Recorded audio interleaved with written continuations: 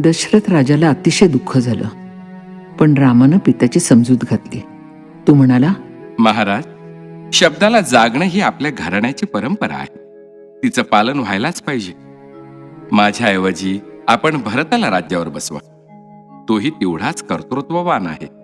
मी अगदी आनंदानं 14 वर्ष वनवासाला जायला तयार आहे. तेव्हा तातांनी मुळीच वाईट वाटून घेऊ नये.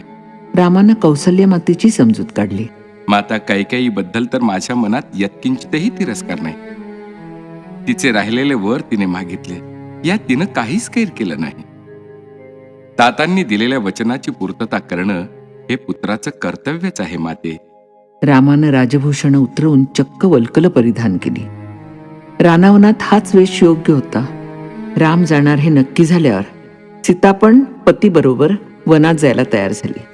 जिथे राघव तिथे सीता.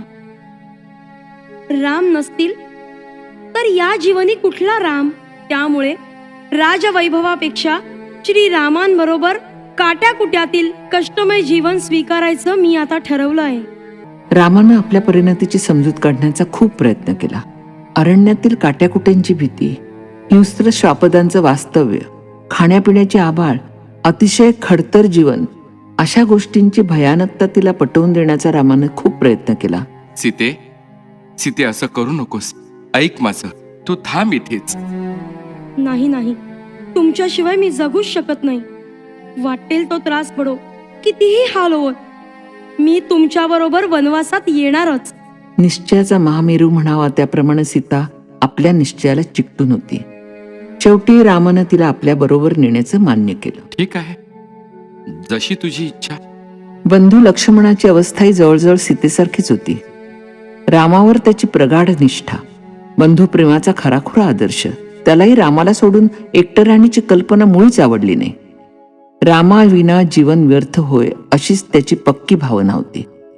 त्यामुळे त्यानंही रामाबरोबर वनवासाला जायचं जाहीर केलं. माता पित्यांना वंदन करून अमात्य, ऋषीमुनी, विद्वज्जन अशा आदर्श व्यक्तींचा आशीर्वाद घेऊन राम, सीता आणि लक्ष्मण वनवासाला निघाले. सुमंतानं म्हणजेच दशरथाच्या सारथ्यानं त्यांना रथातून गंगा तीरावर सोडलं. हजारो लोक रथामागे धावत गंगा तीरावर गेले. अखेर रामानं अत्यंत कळकळीनं सर्वांना उपदेश केला. दुर्जन हो, आपण सर्वांनी आता परतावं हे बरं. बंधू भरताला उत्तम सहकार्य द्या. अयोध्येची थोर परंपरा, आदर्श ढळू देऊ नका.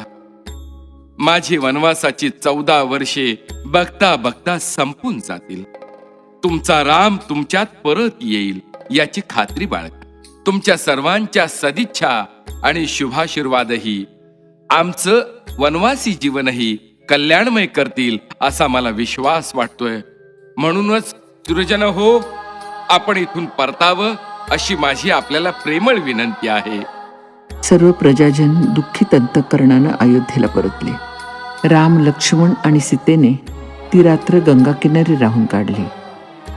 या कथेतील 3 महत्वाच्या गोष्टी म्हणजे दिलेला शब्द पाळणं हा रघुकुलाचा मोठा आदर्श होता. सुख असो वा दुःख ते कर्तव्य भावनेनं आणि आनंदानं स्वीकारणं हा रामाचा श्रेष्ठ गुण होता. पतिप्रेम आणि बंधुप्रेम यांची उत्तम उदाहरणं म्हणजे सीता आणि लक्ष्मण.